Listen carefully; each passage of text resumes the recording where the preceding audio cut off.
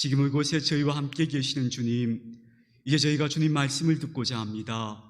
이 시간 저희가 하나님께 마땅히 올려드려야 할 것이 무엇인지를 깨닫게 해 주옵소서. 주 예수님의 이름으로 기도드립니다.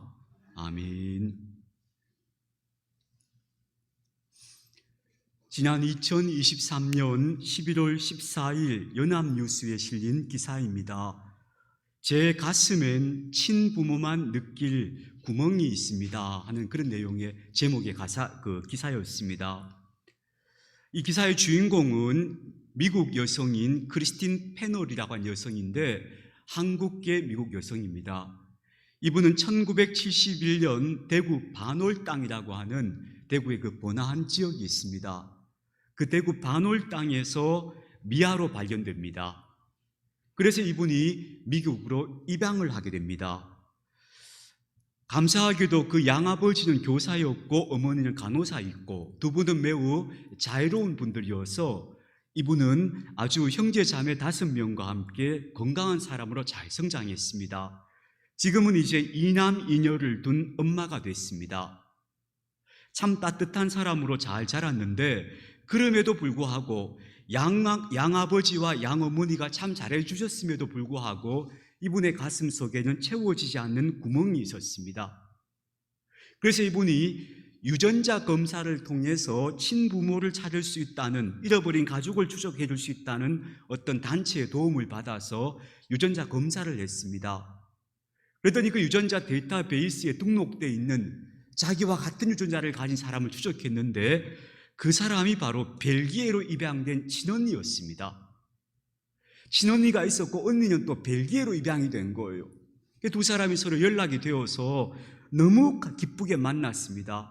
그래서 이 사람이 너무 좋아서 매년 벨기에로 가서 언니를 만나고 언니와 함께 보내고 시간을 그렇게 보냈다고 해요. 근데 두 사람 다 좋은 양부모 밑에서 잘 자랐어요. 그래서 이 두 사람의 마음속에는 친부모를 원망하는 마음은 조금도 없었다고 그래요. 그러나 이분이 2020년부터 한국에 와서 서울에 살게 됩니다. 서울에 체류하면서 카페를 열었습니다. 그리고는 친부모를 만나기로, 찾기로, 그래서 나는 그때까지 한국에 와서 거류할 거다. 그리고는 이제 와서 지금 친부모를 찾고 있다고 합니다. 그는 이렇게 말합니다. 나와 언니는 부모님께 절대 화가 나지 않아요. 그때는 삶이 아마 힘들었을 거예요. 그래서 우리를 위해서 더 좋은 선택을 했다고 생각해요. 그리고 우리는 정말 다행스럽게도 잘 자랐어요. 그러면서 가족을 다 미국에 두고 와서 친부모를 찾고 있는데 만나면 가장 하고 싶은 일이 뭐냐고 물으니까 그냥 얼굴 보고 목소리 듣고 안아보고 싶다고. 그게 그냥 가장 하고 싶은 일이라고. 그렇게 이분이 말하고 있습니다. 그러면서 제 가슴에는 친부모님만이 느낄 수 있는 구멍이 있어요 라고 표현했는데요, 아마 영어식 표현인 것 같아요. 제가 조금 달리 바꾸면 이런 말이 아닌가 싶어요. 제 가슴에는 친부모님만이 채워줄 수 있는 구멍이에요. 그분들만이 내 가슴에 채워줄 수 있는 구멍이 있어요 해서 나는 내 친부모님을 찾고 싶어요. 아마 이런 이야기인 것 같습니다. 좋은 가정에서 자라나서 행복한 가정을 이루고 지금도 살고 있지만 자기가 어디서부터 비롯된 사람인지, 내가 누구인지, 나는 어떤 근원에서부터 존재하게 된 사람인지에 대한 그런 생각이, 그런 것을 알고 싶은 마음이 이분에게 간절한 거죠. 이분뿐만 아니죠. 많은 사람들이 그래서 자기 삶의 뿌리와 근원을 찾기 위해서 다시 고국으로 돌아오고 하잖아요. 그렇게 뿌리와 근원을 찾았을 때 사람은 자신의 삶의 미래도 보인다고 그래요. 근데 자기 뿌리가 뭔지가 안 보이면은, 그게 뭔지를 모르면은 사람의 인생이 한평생 붕 뜬 것처럼 산대요. 뿌리가 없는, 마치 뿌리가 잘려진 식물처럼 사는 거예요. 그래서 사람들은 그 뿌리를 찾으려고 애쓰고 있는 것 같아요. 이제 우리는 2월을 맞이했습니다. 2월도 여러분 기쁨으로 살아가시기를 주님의 이름으로 축복합니다. 꺾이지 마시기 바랍니다. 어려움이 생기고 고단하고 힘들어도 난 올해는 진짜 기쁘게 살 거야 라고 생각하면서 마음을 새롭게 하고 그리고 꿋꿋하게 앞으로 나아가시길 바랍니다. 제가 월사 기도회 때 어저께 제가 부탁드렸죠. 이 한 달 동안 내 평생 사는 동안, 내 평생 사는 동안 주 찬양하리, 이 찬송 우리가 계속 부르자 했죠. 계속 생각날 때마다 이 찬송을 부르면서 하는 거예요, 이 한 달은. 그러면서 내 가슴을 찬송으로 채우고 기쁨으로 채우는 그런 한 달이 되면 좋겠습니다. 그래서 저는 2월에는요, 우리가 어떤 주제를 가지고 말씀을 나눌까 생각하다가 예배라고 하는 주제가 떠올랐어요. 예배가 우리 삶에서 제일 중요한 문제이기 때문에 예배에 대한 주제를 여러분과 함께 2월 한 달 동안 좀 나눠보았으면 좋겠습니다. 그래서 오늘 첫 시간은 예배, 하나님을 인정하다 하는 것으로 시작하려고 합니다. 예배가 뭐냐? 내가 하나님을 하나님으로 인정하는 행위가 바로 예배다 하는 그런 말씀이 되겠습니다. 오늘 우리가 함께 읽은 말씀은 이런 말씀이죠. 아담과 하와에게 하나님께서 세 번째 아들을 주었어요. 그 아들 이름이 셋이에요. 셋째라고 셋인지 셋이에요, 얘가 이름이. 그런데 이 셋이 태어날 때까지는 상당히 비극적 사건들이 있었죠. 아담과 하와는 낙원에서 추방되어졌고, 그리고 큰아들이었던 가인이 둘째 아들 아벨을 죽이는 끔찍한 사고가 있었습니다. 그 슬픔을 딛고 난 다음에 하나님이 주신 세 번째 아들이 셋이었습니다. 그러나 여전히 인생의 삶은 고달팠을 겁니다. 아담에게 말씀하신 것처럼 이마에 굳은 땀이 흘려야지 곡식을 먹을 수 있는 그런 삶을 살았을 겁니다. 그렇게 고단한 삶을 살던 셋이 다시 아들을 낳았습니다. 그리고는 그 아이의 이름을 에노스라고 불렀습니다. 그리고 이어지는 말이 뭐냐 하면요, 그때에 비로소 사람들이 여호와 이름을 불렀다, 이렇게 얘기해요. 여호와 이름을 불렀다는 건 여호와 하나님을 찾았다는 거예요. 그냥 이름을 부른 게 아니고 하나님 하면서 하늘을 향해서 하나님을 찾고 손을 들고 하나님께 요청하고 이러면서 하나님을 향한 예배가 시작되었다는 거예요. 그래서 뭐라고 표현하는가 하면 비로소라고 해요. 비로소. 물론 그전에도 가인이 하나님께 곡식으로 제사를 드렸고 아벨이 양으로 제사를 드렸죠. 그러나 이 두 사람의 제사는 살인이라는 비극으로 끝나고 말았어요. 그러니까 이 두 사람의 제사는 사실은 하나님 앞에 온전히 드려진 것이 못 됐던 거예요. 그래서 셋의 시대에 와서 셋이 그 에노스를 낳았을 때 그때 사람들이 하나님을 찾기 시작했는데 그걸 보고 비로소 지금부터 예배가 시작되었다라고 말씀하고 있는 겁니다. 그렇다면 이때 왜 하나님을 찾는 예배가 비로소 드려지게 되었을까 하는 것을 우리가 좀 생각해 봐야 되는데요, 이 에노스라는 사람과 관련이 있어요. 에노스라고 하는 이름의 뜻이 뭐냐 하면요, 되게 약한 사람 이런 뜻이에요. 아주 연약한 존재. 글자 그대로 의미로 하자면 쉽게 부서지는 그릇, 그런 뜻이에요. 쉽게 부서지는 그릇. 그러니까 이 에노스는 아마 우리가 조금 상상을 못하자면 이런 사람이 아니었을까 싶어요. 셋이 고달픈 삶을 살다가 아들을 낳았어요.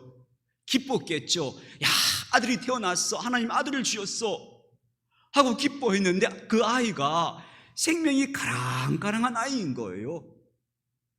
이게 정말 어떻게 하루하루를 지탱하는지 너무 쳐다보고 있기가 힘들 정도로 그 생명의 불꽃이 막 꺼질 듯 말 듯한 아이였던 거예요. 너무나 연약한 아이가 태어난 거예요. 그런데 그 연약한 아이를 두고 아버지 셋이 어떤 마음이었겠어요? 그저 바람이라도 불면 그 생명의 등불이 꺼져버릴 것 같은 아이가 태어났는데 그 아이를 바라볼 때 아버지의 마음이 정말 하나님 도와주셔야 합니다, 정말 하나님 도와주셔야 합니다, 이런 간절한 심정이 아니었겠느냐 하는 거예요.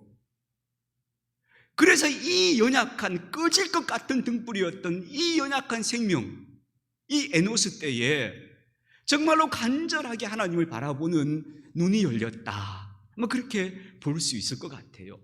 너무나 감사하게도 이 에노스는 905세를 살아요. 곧 죽을 것 같은 에노스가 905세를 살았다고 성경에서 말씀하거든요. 제가 이 통독에서 말씀드렸죠. 그 905세라는 건 그 사람이 정말 풍성하게 잘 살았다는 의미라고 그랬죠.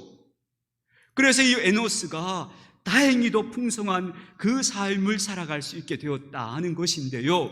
그래서 이 이야기에서 우리가 뭘 깨달을 수 있는가 하면요, 인간이 너무나 쉽게 부서질 수밖에 없는 필멸의 존재임을 인식할 때, 그때 인간이 하나님을 찾더라 하는 거예요.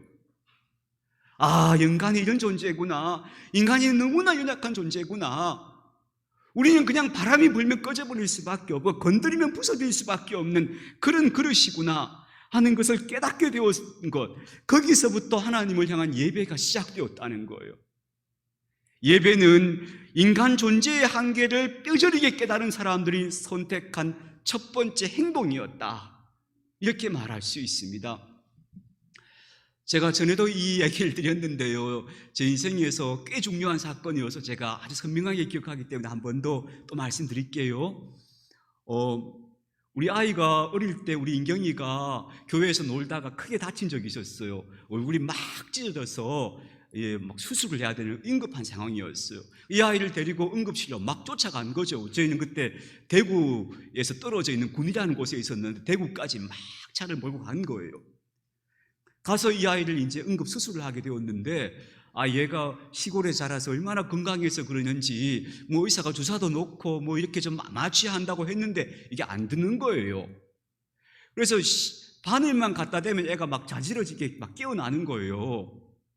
그러니 의사가 오늘 내로 집어야 되는데 이거 어떡할 거냐, 그러더니 하는 말이 저보고 잡으세요 이러는 거예요. 어떡하겠어요? 그래서 제가 그 애 몸을 위에서 누르고, 간호사하고 저하고 누르고, 저희 집사람이 다리를 붙잡고, 그리고 의사가 생사를 꿰맸어요. 그 몇 바늘 되지 않지만 그래도 얼굴에 아이가 생사를 꿰매니까 바늘이 들어갈 때마다 자지러질 거 아니에요. 그러면서 이 아이가 제가 앞에 있으니까 아빠! 아빠! 소리를 지르는 거예요. 병원이 떠나가게 소리를 지르는 거예요. 그때 제 마음이, 와, 이거 내가 대신해 줄 수 있으면 대신하겠다. 이보다 더한 거라도 내가 대신할 수 있으면 대신하겠다. 근데 대신할 수가 없잖아요, 우리 인간 존재가.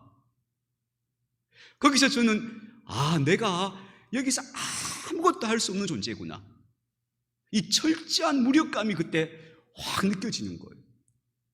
거기서 인간이 이렇게 철저하게 무력할 수밖에 없는 존재이기에 우리는 정말 하나님을 향해서 두 손을 들 수밖에 없구나 하는 것을 저는 개인적으로 아주 뼈저리게 느꼈던 그런 순간이 있었어요.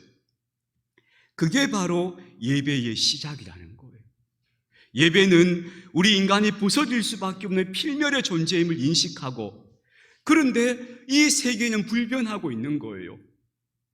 그런데 이 생명이 내가 여기 존재하고 있는 내 생명의 근원이 어디서부터 왔으며, 내가 이 세상을 떠나가고 난 다음에도 여전히 영원한 이 존재는 도대체 무엇인가라고 하는 그런 인간의 질문이 바로 하나님을 찾는 예배로 이어졌다고 말할 수 있어요.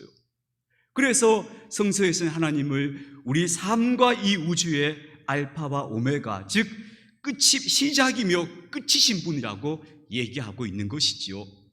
우리는 하나님께서 지으신 동산 안에서 하나님이 주신 만큼의 삶을 영위할 수밖에 없는 존재이기에 우리를 창조하시고 생명을 주신 그 하나님을 인정하면서 필멸의 존재인 우리가 영원하신 하나님을 바라볼 수밖에 없다. 그게 바로 예배의 시작이었다. 그렇게 성경 우리에게 말해주고 있는 것입니다. 그래서 저는 여러분, 오늘 이 말씀을 통해서 여러분과 함께 두 가지만 좀 적용을 해보려고 합니다. 첫 번째는요, 우리가 정말 예배를 소중히 여기는 사람이 되십시다. 무엇보다도 하나님 앞에 드리는 이 예식으로서의 예배가 정말 중요합니다. 어떤 사람들은 예배보다는 내 삶이 더 중요하지 않느냐라고 말하는데, 그 말은 정말 맞는 말씀입니다. 예배는 반드시 삶으로 이어져야 되기 때문에 어쩌면 삶이 더 중요하다고 하는 말이 맞는 말입니다. 그러나 중요한 것은 예배가 없이는 절대로 바른 삶을 살아나가는 것이 불가능합니다. 그걸 하셔야 합니다. 그래서 우리의 삶은 항상 예배로부터 시작하고 예배로부터 마무리되는 삶이 되어야 합니다. 저는 지난 주간에 제가 이게 옷에 단추가 떨어져서 그 집사람 출근하고 나서 제가 그 단추 그거 이렇게 바느질해서 달았어요. 그래서 이제 실을 딱 바늘을 꿰가지고는 열심히 이제 바느질을 하는데 이제 눈이 잘 안 보이니까 또 이렇게 안경에 벗었다 꼈다 이래가면서 이제 바느질을 한 거예요. 바느질 하는데 제가 처음에 이렇게 바느질의 실 끝을 딱 단단히 묶어야 되잖아요. 그래가지고 이제 딱 찔러 넣어야 끝이 딱 옷감에 딱 걸리잖아요. 근데 이걸 좀 어수룩하게 묶었나 봐요. 바느질에서 실을 뚝 하는데 이게 쑥 빠져나오는 거예요. 그래서 그걸 또 몇 번을 묶고 해가지고 그래가지고 이제 딱 끝내고 그리고 단추를 딱 달고 난 다음에 마지막에 또 어떻게 해야 되죠? 단단하게 또 묶어서 염으로 탁 끝을 묶어놔야 되죠. 안 묶어버리면 그거 다 풀어져 버릴 거 아니에요. 그러면서 바느질의 끝과 마지막은 항상 실을 단단하게 묶는 거구나 하는 것을 제가 이제 딱 실감하며 배운 거죠.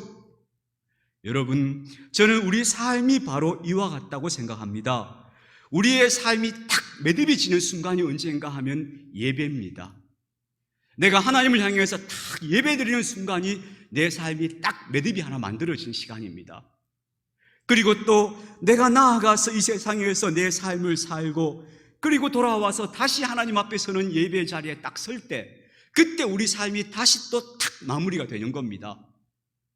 이렇게 됨으로써 우리의 삶이 견고해지는 것이 그게 바로 우리 그리스도인의 삶인 것 같아요. 그래서 시편 90편에 이렇게 말해요. 하나님이시여 우리에게 은총을 베푸셔서 우리 손으로 행한 일이 견고해지게 해주십시오라고 해요. 저는 우리 삶을 견고하게 하는 것, 그게 뭐냐 하면 예배와 예배 사이에서 사는 것이다. 이게 우리 삶을 견고하게 만들어가는 삶이라고 믿습니다. 내가 기쁨으로 살리라 하고 예배 시간에 다짐을 하고 기도했습니다. 그럼 한 주간의 삶을 살고 다시 예배 자리에 돌아와서 다시 또 나는 기쁨으로 살리라 하고 또 다짐하고 마음을 새깁니다. 이러므로써 우리의 삶이 점점 견고해져 가는 겁니다. 그러나 이렇게 견고하게 매듭짓는 것이 없으면 우리가 품었던 꿈도 우리의 소망도 우리의 지향도 그냥 다 흘러가 버리는 거예요. 맥없이 세상 속으로 흘러가 버리는 것이 되고 말 거예요.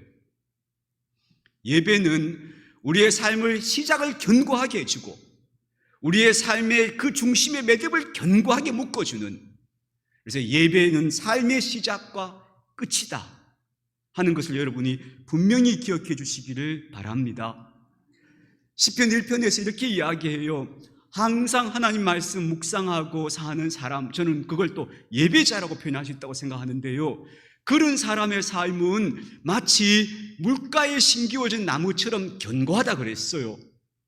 근데 그렇지 않은 사람들의 삶은 어떤 삶인가 하면 바람에 날려다니는 겨와 같다고 했어요. 예배와 예배 사이를 살지 못하는 사람의 인생은 떠다니는 지푸라기 같을 수 있어요. 뭔가 열심히 하는 것 같은데 그 삶에 잡히는 열매가 없는 삶이 될 수 있어요.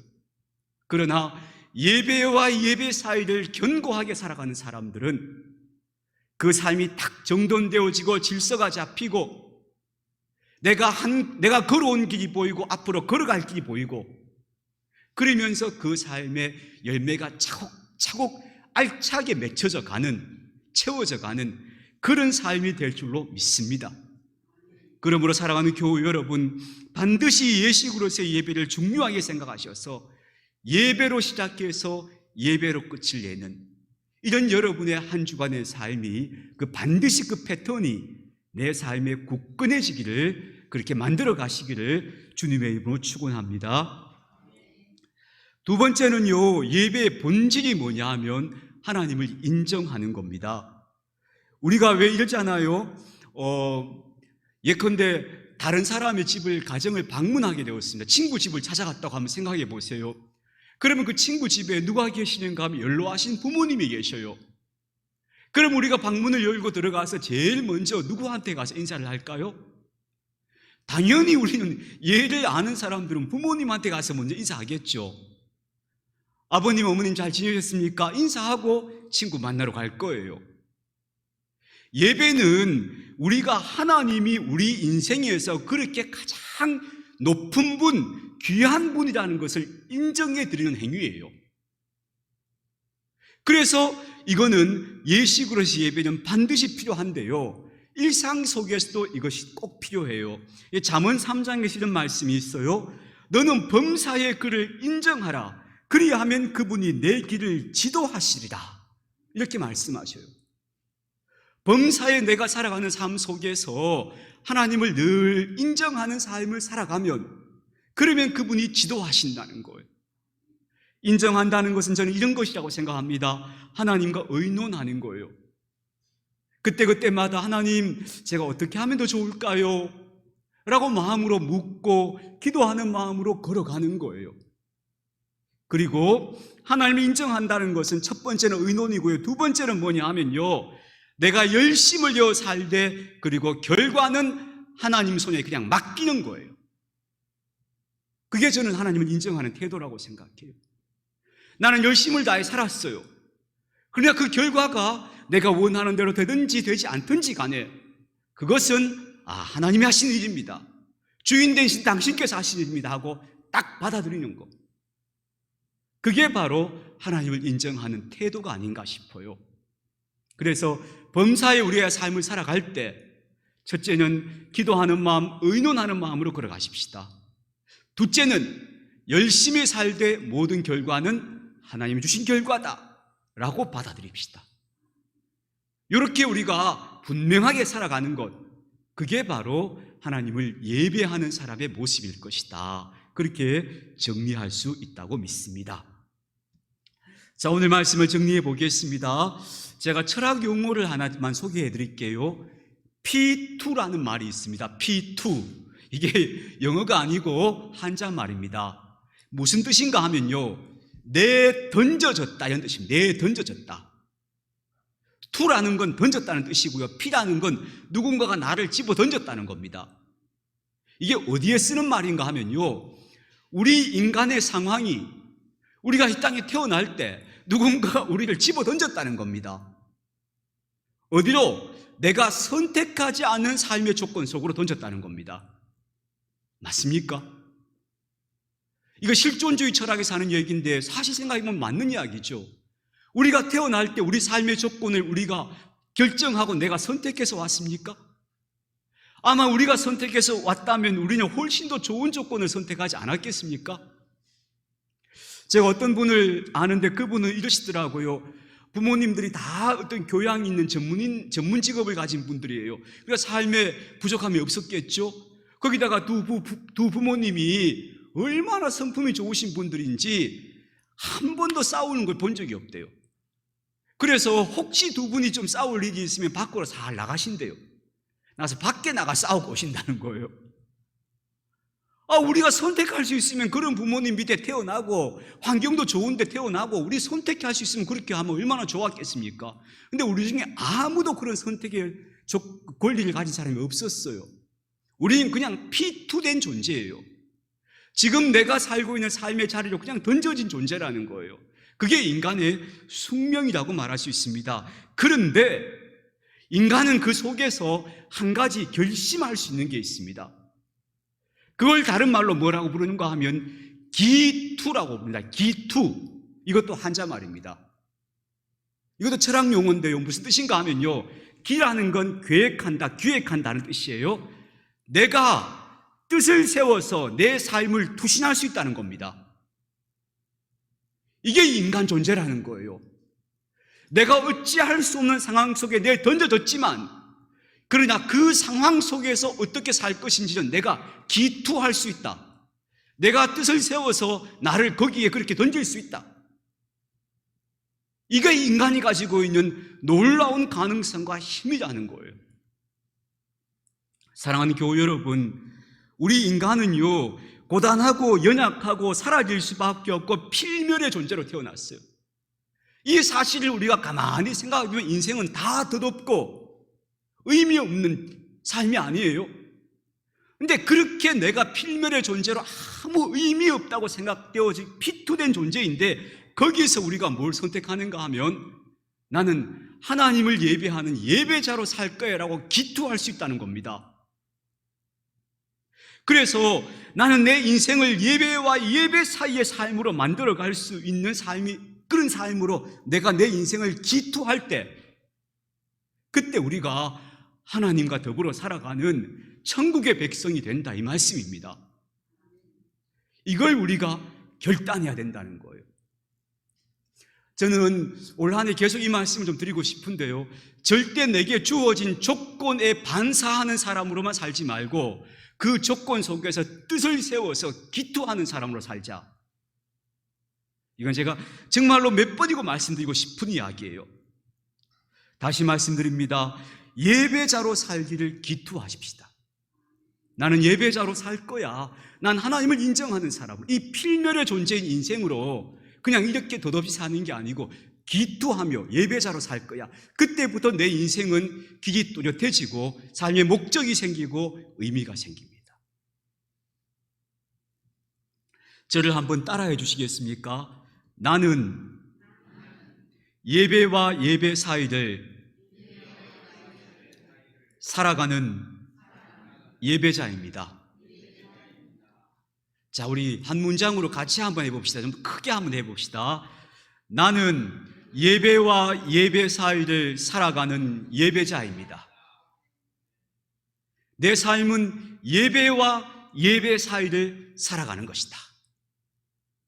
이 사실을 여러분 꼭 기억하셔서 올 한 해는 우리의 피투된 인생이 내가 뜻을 품고 기투하는 삶으로, 그렇게 영광을 향해, 빛을 향해, 기쁨을 향해, 하나님을 향해 그렇게 나아가는 저와 여러분의 삶이 될 수 있기를 주님의 이름으로 축복합니다.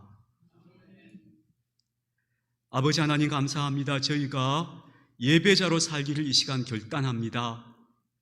우리 인간이 필멸의 존재일 수밖에 없지만 우리가 예배할 수 있다는 것은 우리 삶에 주어진 최고의 참으로 아름다운 선택임을 믿습니다. 언제나 하나님을 인정하고 하나님 앞에서 예배자로 살아가고자 하는 저희들 되게 하여 주시옵소서. 우리 주 예수님의 이름으로 기도드립니다.